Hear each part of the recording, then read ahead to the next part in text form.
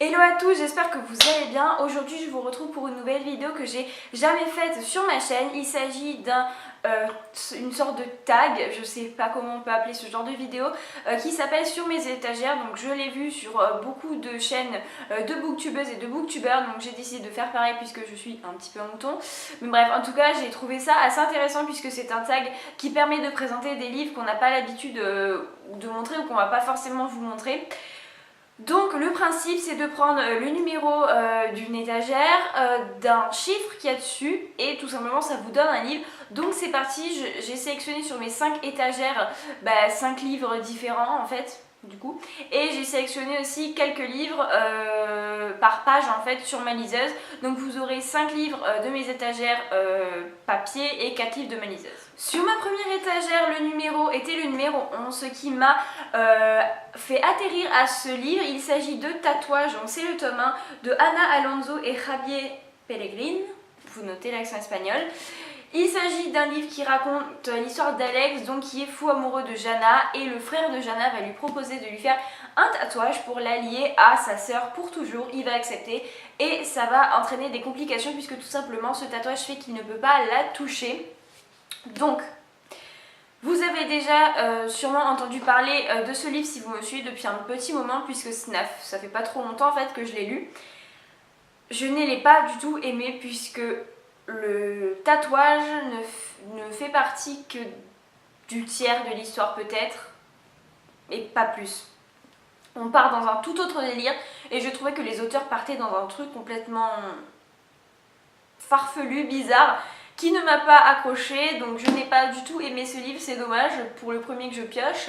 Mais en tout cas voilà, donc n'hésitez pas à me dire si vous l'avez aimé parce que moi ça ne l'a pas du tout fait. Sur ma deuxième étagère, le numéro était le 8 et j'ai pris Cinder de Marissa Meyer, donc c'est le tome 1 des Chroniques lunaires que je n'ai toujours pas lu, honte à moi. Je ne l'ai toujours pas lu, écoutez...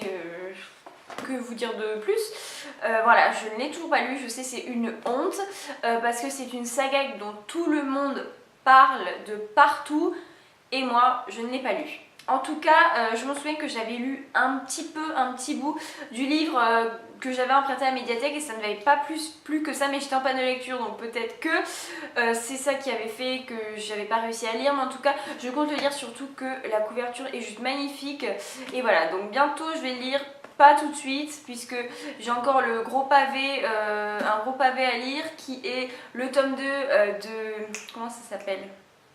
La fiancée de l'hiver, la passe miroir pardon, de la passe miroir, mais en tout cas il me fait quand même un petit peu envie parce que je me dis si tout le monde l'aime pourquoi pas moi. Sur ma troisième étagère le numéro était le 21 et j'ai donc pioché version bêta de Rachel Cohn, donc c'est un livre que j'ai lu il y a déjà un petit moment, je crois que je n'avais pas du tout ouvert ma chaîne de lecture ou alors c'était vraiment au tout début et comment dire, j'avais énormément apprécié ce livre, donc c'était l'histoire d'une jeune fille entre guillemets qui s'appelait Elysia, qui est tout simplement un robot qui ne doit pas ressentir d'émotions, qui doit faire ce que leur dit, ce que lui disent ses maîtres, etc.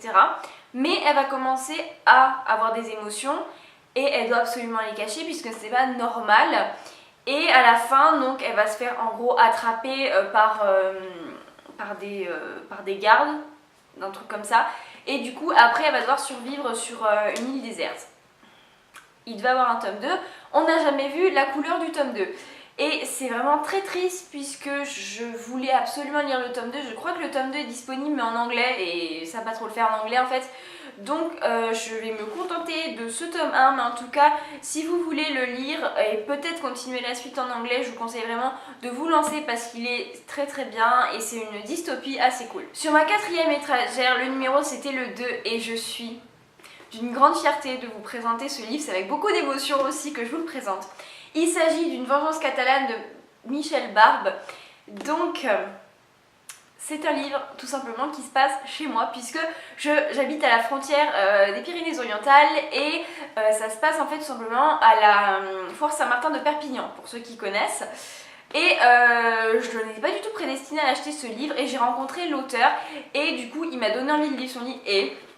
attention, ça se voit pas du tout, mais il est dédicacé. C'est mon premier livre dédicacé et c'est pour ça que c'est avec beaucoup d'émotion que je vous le présente. J'espère en avoir plus par la suite, mais en tout cas voilà, il est dédicacé, j'ai très hâte de le lire. Je n'ai toujours pas lu et j'ai tellement hâte. Tout simplement parce qu'il y a la dédicace et que c'est un auteur que j'ai rencontré et je trouve que c'est un moment assez particulier que de rencontrer les auteurs et tout ça.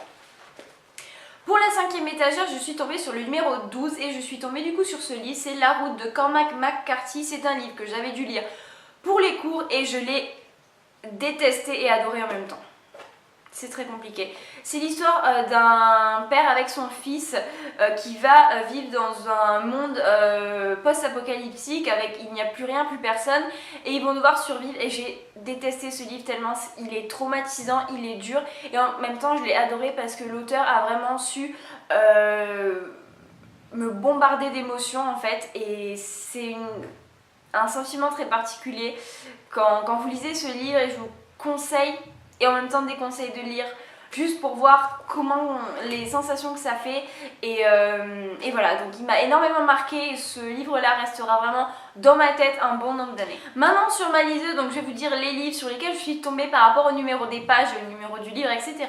Le premier, il s'agit de Il était une lettre de je ne sais plus qui, j'ai oublié le nom de l'auteur. C'est tout simplement un livre que l'une d'entre vous, ou l'une d'entre vous, oui, je crois que c'était une d'entre vous. Attendez, réfléchis. Oui, il me semble que bref, qu'un abonné m'a recommandé, comme ça va être plus clair, qu'un abonné m'avait recommandé dans les commentaires d'une de mes vidéos.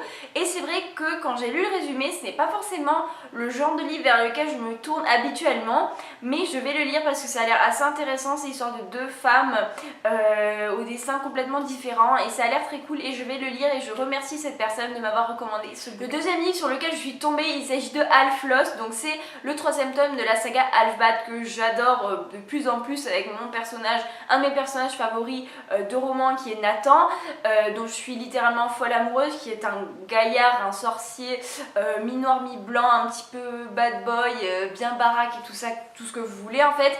J'ai vraiment de me plonger dans ce tome 3 d'ailleurs, normalement je dois le lire pendant le mois d'octobre puisque c'est un livre que j'avais mis dans ma palle d'automne en fait, ma palle un petit peu Halloween-automne et j'ai très hâte de lire celui-là aussi. Un livre maintenant de cours, il s'agit de La mort du roi Songor. Je n'ai pas les auteurs, hein. Là les livres de la liseuse, je n'ai absolument pas les auteurs, je suis désolée. Il s'agit d'un livre, d'un classique que j'ai lu, que je n'ai absolument pas aimé. On va peut-être pas en dire plus parce que de toute façon les livres de cours c'est très rare si je les aime parce qu'en général c'est des classiques bien classiques avec des histoires un petit peu chiantes, donc voilà, donc n'hésitez pas à me dire si vous avez des classiques qui vous ont plu, mais en tout cas celui-là ça l'a pas fait pour moi. Et le 4e livre, ça m'a fait assez bizarre d'en reparler, de le ressortir. Il s'agit du Cirque des rêves, c'est le premier bouquin que j'ai lu sur ma liseuse.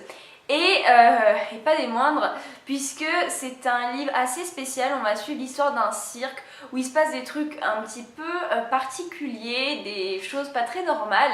Et c'est vrai que c'est une ambiance vraiment spécial, vraiment très très spécial, et comme toutes les personnes qui ont lu ce livre, je vous conseille de le lire parce que l'ambiance est juste indescriptible. Il faut vraiment être dedans pour ressentir cette ambiance et pour dire waouh, j'ai lu le Cirque des rêves, et partager ça avec les gens qui l'ont lu et c'est juste génial. N'hésitez pas à me dire vos ressentis en fait si vous l'avez lu, parce que Dieu sait si ce livre est spécial. Et en tout cas bref, je vous le recommande et c'était assez cool de revoir ce livre et je pense qu'à l'heure actuelle je pourrais le relire. Voilà tout le monde, j'espère que cette vidéo vous aura plu. N'hésitez pas à me dire dans les commentaires quels sont vous les livres que vous avez sur vos étagères dont vous ne parlez pas souvent, des livres que vous avez un petit peu planqués au fin fond de la bibliothèque qui ne ressortent pas souvent, parce que souvent c'est des livres qui nous ont quand même marqué. Et jusqu'à la prochaine vidéo, je vous dis bye.